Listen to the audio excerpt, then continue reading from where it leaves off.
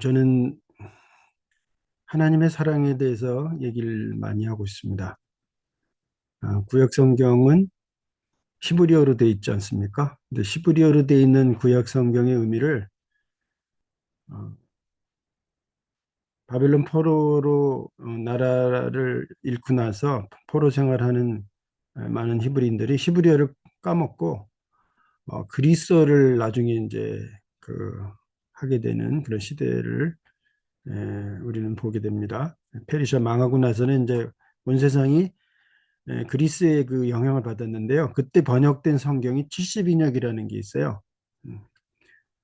70인역으로 구약 성경을 보면은 또 구약 성경을 히브리어로 볼 때하고 또 좀 다른 각도에서 굉장히 명확하게 개념이 잡힐 때가 많습니다. 저는 이제 히브리어로 구약 성경을 보고 그리스어로 또 구약 성경을 보면서 비교할 때가 있는데요.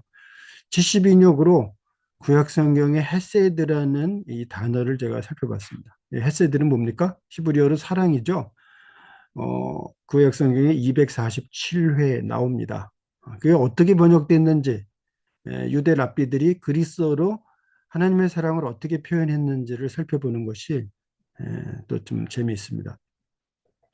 제일 먼저 제가 주목을 해봤던 것은 247회 중에서 반 이상 128회나 되는 그 구약 성경의 헤세드가 시편에 나온다는 거예요. 저 여러 차례 좀 말씀도 드렸는데 그래서 구약 성경에서 우리가 딱 한 권을 선택해서 읽는다면 어떤 성경을 선택할 할 수 있겠는가? 주저하지 않고 저는 시편을 보자 그렇게 말을 하고 싶습니다. 왜? 구약 성경의 주제는 하나님의 사랑이에요. 헤세드. 그래서 자기가 하나님을 소개할 때 시편 34편 6절입니까? 그 7절 이렇게 보면은 하나님 자신이 자기가 헤세드가 충만한 분이다 이렇게 소개했어요. 사랑이 충만한 분이다 이거죠. 근데 가장 하나님의 사랑이 많이 드러나 있는 책이 시편이란 말이죠. 그래서 반 이상 247회 반이면 120, 한 3.5 그 정도잖아요, 그죠? 128이면 네 번 정도 더 쓰여진 거니까. 그리고 구약 성경 헤세드는 인간의 헤세드를 말할 때도 있어요. 인간의 사랑, 인간의 신실함. 근데 구약 성경에서 시편의 헤세드는 특별합니다. 100%다 하나님의 사랑, 하나님의 신실함을 말을 하고 있는 내용이 시편입니다. 그러니까 주저하지 않고 시편을 가까이 하고 읽는다면 예수님도 시편을 자기 기도 삼아 시편 말씀으로 기도하시고 시편이 자기에 대한 얘기라고 말씀을 이제 하실 때가 많았어요. 시편 말씀을 통해서 하나님이 우리를 향한 놀라운 사랑을 어떻게 표현하고 또 우리에게 가르치시는지를 발견한다면 참 좋을 것 같습니다. 그리고 구약 성경을 이제 이 헤세드가 어떻게 번역했는가 보면은 72년으로 222회, 247회 중에서 거의 절대적이죠. 엘레우스로 번역했습니다. 그리스어 엘레우스는 뭡니까? 뭐 영어식으로 하면 멀시, 긍휼을 얘기하는 거죠. 그래서 하나님은 누구시냐? 그리스어로 유대 랍비들은 긍휼하시는 분, 긍휼히 여기시는 분, 불쌍히 여기는 분이라고 하나님을 소개하는 거예요. 사랑이 있다. 하나님은 사랑의 하나님이다 할 때 하나님은 긍휼이 많은 분이라고 그렇게 유대 랍비들이 이해했던 것이죠. 엘레오스, 긍휼이라 그렇게 말을 할 수 있어요. 히브리어는 이제 라쿰 같은 거 이제 떠오르는데요. 어머니의 자궁을 나타내는 단어인데 긍휼을 그 긍휼하다 이럴 때 이제 라쿰을 이제 쓸 때가 많습니다. 이제 그리스어는 엘레오스 이렇게 씁니다만 어머니 같이 자식을 긍휼히 여기고 품어주고 돌봐주고 사랑하는 거 이런 거 용서하는 거 부족한 것이 있어도 덮어주는 거 바로 이게 하나님이시라 이거죠. 그리고 이제 제가 자주 얘기하는데요. 하나님의 사랑과 정의는 좀 대조적으로 느낍니다만 이것이 성경에서는 서로 만난다는 것이죠. 그래서 히브리 헤세드가 72년에서는 디카이오스너로 번역될 때도 많습니다. 신기하죠. 그래서 복음은 하나님의 정의다. 그럴 때 그 정의는 사실은 심판의 칼을 휘두르는 것이 아니라 사실은 엘레우스, 긍휼이다 이렇게 바꿔서 틀린 말이 아닙니다. 긍휼과 용서가 있는 것 하나님의 정의고 그게 복음이에요. 복음이 하나님의 정의가 그 복음에 나타나 있다 그랬는데 그거를 우리는 좀 그 개념을 참 놓칠 때가 많습니다. 그리고 헤세드 그럴 때 헤세드를 72년에서는 카리스로 이렇게 또 번역을 했어요. 카리스는 뭡니까? 네, 은혜입니다. 참 재미있는데 제가 신약을 그리스어로 읽지만 또 히브리어로 읽거든요. 그러면서 발견하는 게 뭔지 아십니까? 72년 구약 성경도 그리스어로 돼 있지만 히브리어식 그런 구문으로 좀 쓰여졌다는 걸 알 수 있어요. 신약 성경도 그리스어로 돼 있는데요. 일반 그리스어라기보다는 히브리어식 그리스어야, 콩그리시야. 말하자면 한국 사람이 영어를 해도 한국식으로 하죠. 그런 것처럼 유대 랍비들이 그리스어로 신약을 아니 또 구약을 써도 그 구약 72년 그리스어가 히브리어적인 어법으로 돼 있다는 거죠. 신약도 마찬가지입니다. 신약 성경이 그리스어로 돼 있지만요. 유대적인 그런 좀 방식으로 쓰여져 있어요.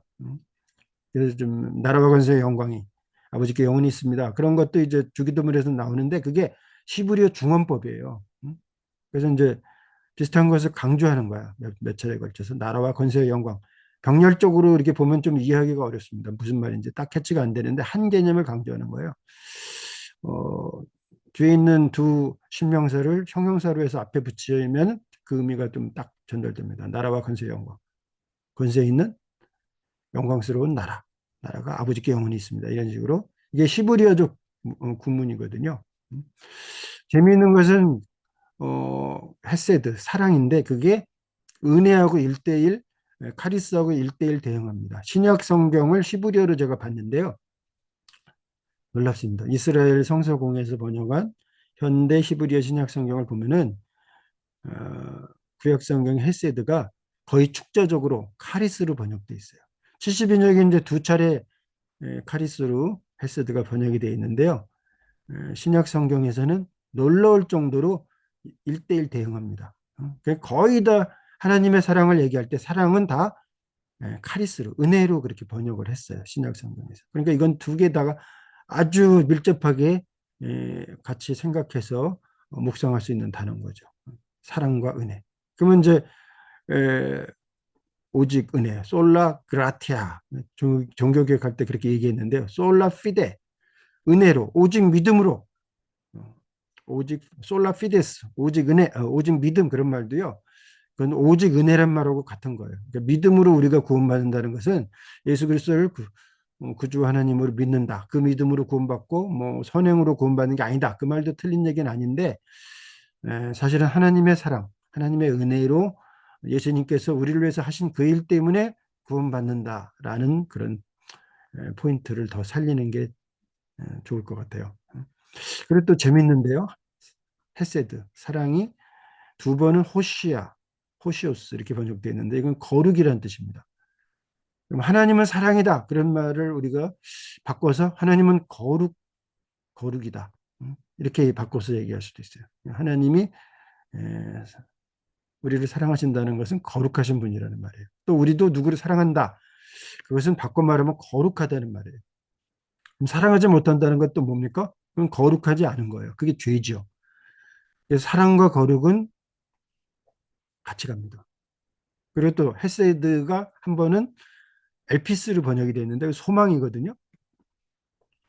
하나님을 사랑한다는 것과 하나님을 소망한다는 것도 같다고 보시면 돼요. 믿음과 소망은 사실 같이 가는 거예요. 비슷비슷하죠. 소망, 사랑, 믿음.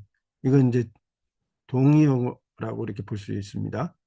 그리고 또 헤세드를 독서로 번역했어요. 독서는 그리스어로 영광이거든요. 영광은 뭘 나타냅니까? 임재를 나타내는 단어예요, 사실은. 그래서 하나님의 영광을 보게 해주세요. 그러면 하나님의 임재를 경험하게 해달라. 하나님의 얼굴을 보게 해달라. 뭐 이런 이해를 할 수 있는데요. 하나님이 함께 하신다. 하나님의 영광을 본다. 그게 바로 뭘 말하는가 하면은 그게 바로 하나님이 우리를 사랑하신다는 얘기를 하는 거예요. 하나님이 우리와 함께 하신다. 하나님의 영광을 보고 하나님의 임재 가운데 산다는 것은 이보다 더 하나님의 사랑을 강하게 느낄 수 없는 그런 복된 체험이 된다는 거죠. 어, 하나님의 임재를 느끼며 하나님의 사랑을 누구보다도 어, 정말 확실히 알 수 있었으면 좋겠어요. 이보다 더 큰 복은 없습니다.